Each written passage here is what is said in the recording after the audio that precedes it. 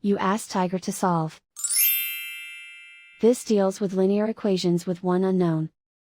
The final result is x equals 6. Let's solve it step by step. Group all constants on the right side of the equation. Add 11 to both sides. Simplify the arithmetic.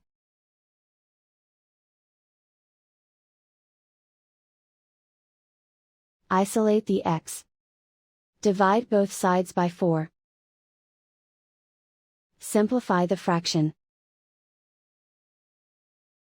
Find the greatest common factor of the numerator and denominator. Factor out and cancel the greatest common factor. And so the final result is x equals 6.